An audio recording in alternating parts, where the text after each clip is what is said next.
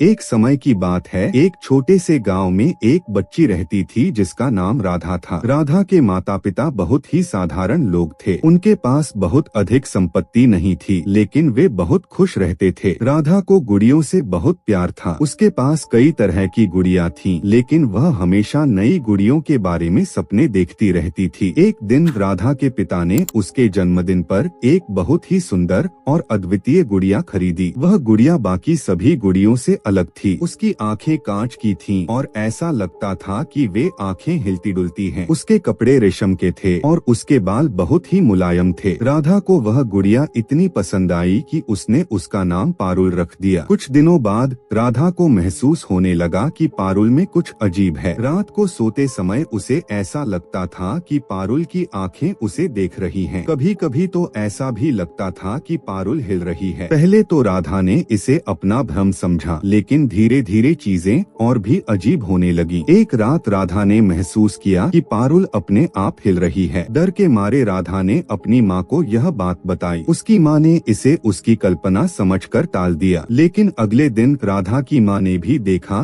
कि पारुल की आंखें कुछ ज्यादा ही चमक रही थीं। गांव में एक बूढ़ी औरत रहती थी जिसे सभी लोग दादी माँ कहते थे। वह जड़ी बूटियों और पुराने कथाओं की जानकार थी। राधा और उसकी माँ ने दादी माँ से मिलने का निर्णय किया और उन्हें पूरी कहानी बताई। दादी माँ ने ध्यान से पूरी बात सुनी और कहा, यह गुड़िया साधारण नहीं है, इसमें किसी आत्मा का वास है। दादी माँ ने बताया कि इस गांव में कई साल पहले एक बच्ची की मौत हो गई थी। वह बच्ची बहुत ही प्यारी थी और उसे गुड़ियों से बहुत प्यार था। उसकी आत्मा शायद इस गुड़िया में समा गई है। राधा और उसकी माँ बहुत डर गईं। वे जानना चाहती थीं कि इस आत्मा से कैसे छुटकारा पाया जाए। दादी माँ ने कहा, हमें इस आत्मा को मुक्त करना होगा। इसके लिए हमें एक विशेष पूजा करनी होगी। उन्होंने राधा और उसकी माँ को सारी तैयारियां बताईं। पूजा के लिए एक विशेष दिन चुना गया और सभी सामग्री इकट्ठा की गई। पूजा के दिन दादी माँ ने मंत्रों का जाप करना शुरू किया। उन्होंने गुड़िया को एक विशेष मंडल में रखा और पूजा सामग्री के साथ उसे घेरा। उन्होंने राधा को हिम्मत दिलाई और कहा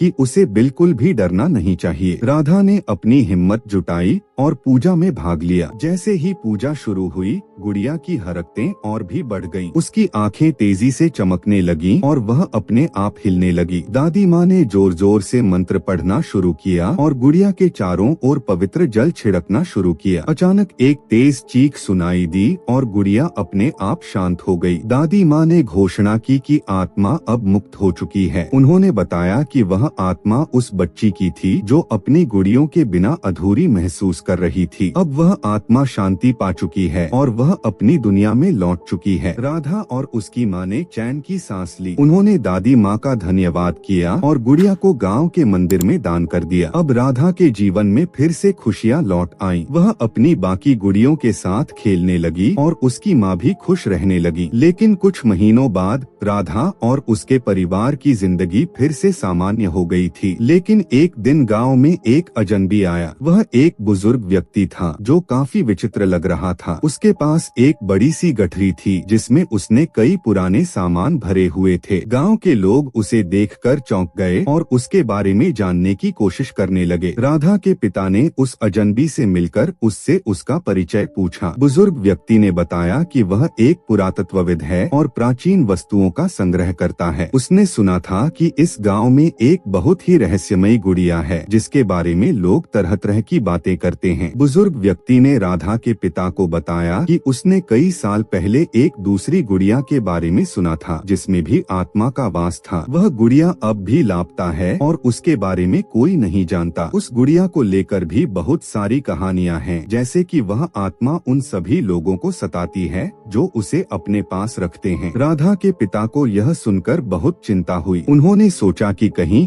यह अजनबी राधा की पुरानी गुड़िया की तरह कोई और रहस्य लेकर तो नहीं आया है। उन्होंने राधा की माँ से यह बात साझा की और फिर से दादी माँ के पास जाने का निर्णय किया। दादी माँ ने उस अजनबी की बातों को सुना और कहा, यह बहुत ही गंभीर बात है। अगर उस दूसरी गुड़िया में भी आत्मा का वास है तो हमें जल्द ही कुछ करना होगा। हमें यह पता लगाना होगा कि वह गुड़िया कहाँ है और उसमें कौन सी आत्मा है। अजनबी व्यक्ति ने बताया कि वह गुड़िया शायद गांव के ही पुराने खंडहर में छिपी हो। राधा और उसके परिवार ने यह निर्णय लिया कि वे मिलकर उस गुड़िया को ढूंढेंगे और दादी माँ की मदद से उस आत्मा को मुक्त करेंगे। राधा, उसके माता पिता, दादी माँ और अजनबी व्यक्ति मिलकर खंडहर में गए। खंडहर एक बहुत ही पुराना और डरावना स्थान था। वे सभी मिलकर वहाँ हर कोने में ढूंढने लगे। अचानक राधा को एक कमरे में एक पुरानी और धूल से भरी गुड़िया मिली। जैसे ही राधा ने गुड़िया को उठाया, उसने महसूस किया कि यह गुड़िया भी पारुल की तरह ही है। उसकी आंखें भी चमक रही थीं और वह गुड़िया भी कुछ कहने की कोशिश कर रही थी। राधा ने दादी माँ को यह बात बताई और उन्होंने तुरंत उस गुड़िया को सुरक्षित स्थान पर ले जाने का निर्णय किया। दादी माँ ने फिर से पूजा की तैयारी शुरू की। उन्होंने बताया कि यह आत्मा शायद किसी दूसरे गांव की हो और उसे वहां से मुक्त करना होगा। उन्होंने सभी सामग्री इकट्ठा की और एक विशेष पूजा शुरू की। जैसे ही पूजा शुरू हुई, गुड़िया फिर से हिलने लगी। उसकी आंखों में चमक और भी तेज हो गई। दादी माँ ने जोर जोर से मंत्र पढ़ना शुरू किया और पवित्र जल छिड़कने लगी। अचानक एक तेज आवाज हुई और गुड़िया से एक धुंधली सी आकृति निकलकर हवा में घुल गई। दादी माँ ने बताया कि यह आत्मा भी अब मुक्त हो चुकी है। उन्होंने बताया कि यह आत्मा एक दूसरी बच्ची की थी जो अपने घर से दूर होकर भटक रही थी। अब वह आत्मा अपने घर वापस लौट चुकी है और उसे शांति मिल गई है। राधा और उसके परिवार ने चैन की सांस ली। उन्होंने दादी माँ और अजनबी व्यक्ति का धन्यवाद किया। अब गाँव में फिर से शांति स्थापित हो गई थी। राधा ने सीखा कि किसी भी समस्या का समाधान साहस, विश्वास और एकता से किया जा सकता है। कुछ समय बाद अजनबी व्यक्ति ने राधा और उसके परिवार से विदा ली और अपने अगले अभियान पर निकल पड़ा। राधा ने अपनी पुरानी और नई गुड़ियों को मंदिर में दान कर दिया ताकि कोई और बच्चा उस आत्मा के प्रभाव में न आए। गांव में यह कहानी एक मिसाल बन गई कि किस तरह एक आत्मा को शांति दिलाई गई। राधा ने अपने अनुभवों से बहुत कुछ सीखा और अब वह बिना किसी डर के अपने जीवन का आनंद लेने लगी। फिर कुछ समय बाद राधा की जिंदगी फिर से सामान्य हो गई थी। एक दिन जब वह अपने घर के पास वाले जंगल में खेल रही थी, उसे जमीन में कुछ दबा हुआ दिखा। उसने पास जाकर देखा तो वह एक पुरानी किताब थी। किताब बहुत ही प्राचीन लग रही थी और उस पर कुछ अजीब सी लिपि में लिखा हुआ था। राधा ने वह किताब उठाई और घर ले आई। उसने किताब को अपनी माँ को दिखाया। राधा की माँ ने तुरंत दादी माँ को बुलाया, जो प्राचीन चीजों की अच्छी जानकार थी। दादी माँ ने उस किताब को देखा और बताया कि यह किताब बहुत ही प्राचीन है और इसमें कुछ रहस्यमयी बातें लिखी हुई हैं। दादी माँ ने बताया कि यह किताब प्राचीन मंत्रों और तांत्रिक विद्या से जुड़ी हुई है। उन्होंने कहा, यह किताब हमें उन आत्माओं के बारे में और जानकारी दे सकती है जो गुड़ियों में बसी थीं। हमें इसे ध्यान से पढ़ना होगा और इसके रहस्यों को समझना होगा। दादी माँ और राधा की माँ ने मिलकर उस किताब को पढ़ना शुरू किया। किताब में कई तरह के मंत्र, पूजा विधि और आत्माओं को शांत करने के तरीके लिखे थे। उसमें एक खास अध्याय था जो गुड़ियों में बसी आत्माओं के बारे में था। उसमें लिखा था कि आत्माओं को शांति देने के लिए उन्हें उनकी अधूरी इच्छाएं पूरी करनी होती हैं। किताब पढ़ते पढ़ते दादी माँ और राधा की माँ को यह एहसास हुआ कि गांव में शायद और भी आत्माएं हो सकती हैं जो गुड़ियों में बसी हों। उन्होंने राधा को यह बात बताई और उसे सावधान रहने को कहा। एक रात जब राधा सो रही थी, उसने एक अजीब सा सपना देखा। सपने में उसने देखा कि एक छोटी बच्ची उसकी ओर आ रही है और उसे मदद के लिए पुकार रही है। बच्ची ने कहा, मेरी गुड़िया खो गई है, मुझे मेरी गुड़िया चाहिए। राधा घबराकर उठ गई और उसने अपनी माँ को यह सपना बताया। दादी माँ ने बताया कि शायद वह आत्मा भी एक गुड़िया में बसी हो और उसे शांति दिलाने के लिए हमें उसकी गुड़िया को ढूंढना होगा। राधा और उसके परिवार ने मिलकर उस बच्ची की गुड़िया को ढूंढने का निर्णय लिया। उन्होंने गांव के पुराने घरों और खंडहरों में तलाश शुरू की। काफी खोजबीन के बाद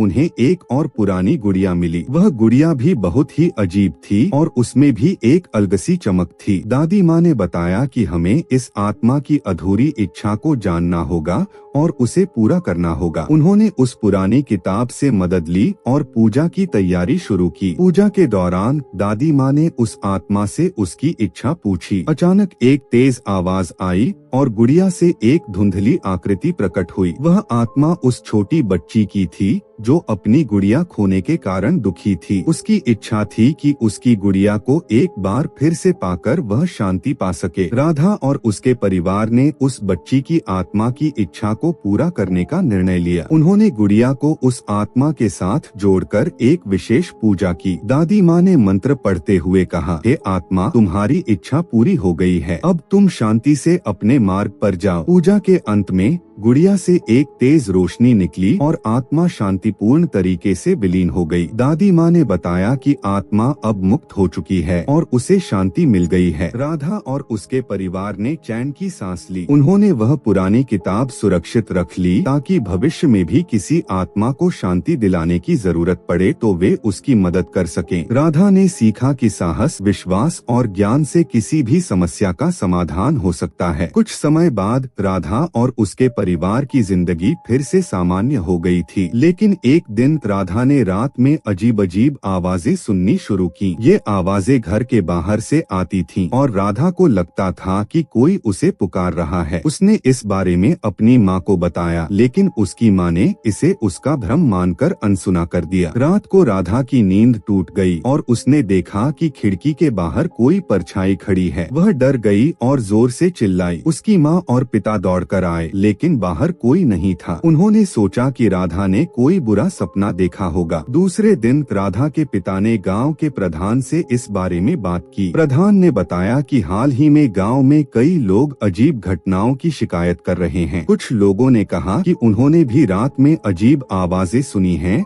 और कुछ ने तो परछाइयां भी देखी हैं। गांव में इस तरह की घटनाएं बढ़ने लगी। लोग डरने लगे और एक बार फिर से दादी माँ की शरण लेने लगे। दादी माँ ने बताया कि शायद गांव में कोई और आत्मा है जो अपनी अधूरी इच्छा के कारण परेशान है। दादी माँ, राधा और उसके परिवार ने मिलकर इस रहस्य को सुलझाने का निर्णय लिया। उन्होंने सोचा कि शायद वह पुरानी किताब इसमें मदद कर सके। उन्होंने किताब को ध्यान से पढ़ा और उसमें लिखे संकेतों को समझने की कोशिश की। किताब में एक खास पेज पर लिखा था कि आत्माएं कभी कभी संकेत देती हैं ताकि उनकी इच्छाएं पूरी की जा सकें। इन संकेतों को समझने के लिए ध्यान और संयम की जरूरत होती है। दादी माँ ने एक विशेष पूजा की तैयारी की जिसमें उन्होंने आत्मा से संपर्क करने की कोशिश की। पूजा के दौरान उन्होंने राधा से कहा कि वह शांत मन से आत्मा का संदेश सुनने की कोशिश करे। राधा ने अपनी आंखें बंद की और ध्यान लगाया। अचानक राधा को एक आवाज सुनाई दी जो कह रही थी, मुझे मेरी जगह वापस ले चलो। राधा ने यह बात दादी माँ को बताई। दादी माँ ने समझा कि आत्मा अपनी पुरानी जगह पर वापस जाना चाहती है। राधा, उसके माता पिता, दादी माँ और गांव के कुछ लोग मिलकर उस आत्मा की पुरानी जगह को ढूंढने निकले। उन्होंने गांव के पुराने खंडहरों और घरों में तलाश की, लेकिन कुछ खास नहीं मिला। तभी राधा को याद आया कि उसने एक बार पुरानी किताब में एक खास जगह का जिक्र देखा था। उन्होंने किताब को फिर से देखा और पाया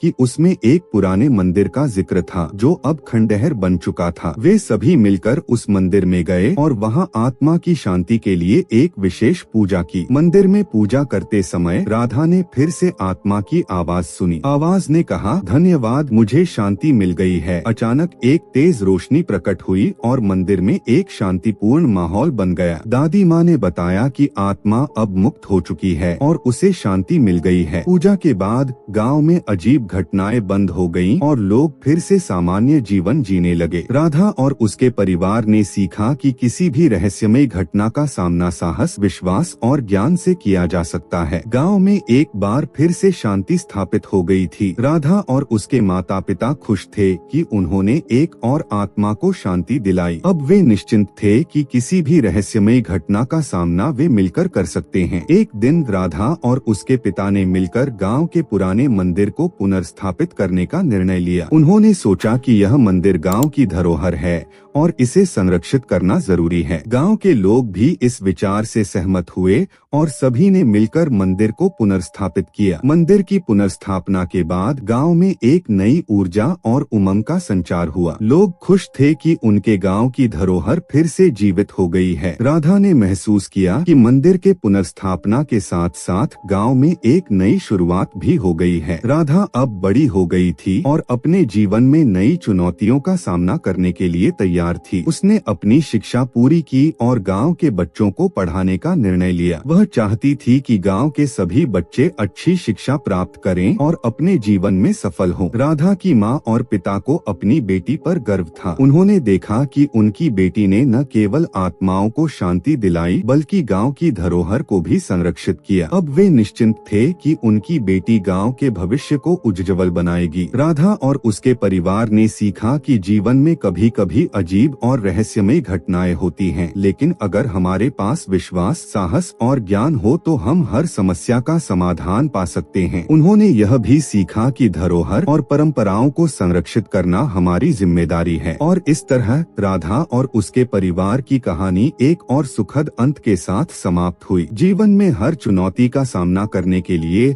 हमें तैयार रहना चाहिए और अपने विश्वास और साहस को कभी कम नहीं होने देना चाहिए। तो साथियों, आज की हमारी यह स्टोरी यहीं पर कंप्लीट होती है और मुझे पूरा यकीन है कि यह स्टोरी आपको काफी पसंद आई होगी, क्योंकि इस स्टोरी में कई सारे मोड़ थे और स्टोरी में सस्पेंस काफी और कॉमेडी भरी हुई थी। अगर आपने यह स्टोरी अंत तक सुनी है तो मुझे कमेंट में जरूर बताएं कि यह स्टोरी आपको कैसी लगी, क्योंकि काफी कम लोग ऐसे होते हैं जो सबसे आखिर तक कहानी को सुनते हैं, लेकिन आप उन चुनिंदा लोगों में से एक हैं जो आखिर तक इस स्टोरी को सुन रहे हैं। तो मैं तहे दिल से और हृदय की गहराई से आपका और आपके परिवार को धन्यवाद करता हूं और उम्मीद करता हूं कि यह स्टोरी आप अपने दोस्तों के साथ भी शेयर करेंगे। तो तब तक के लिए आगे आने वाली स्टोरी का वेट कीजिए और अपना ख्याल रखिए और दूसरों का भी ख्याल रखिए। खुदा हाफिज।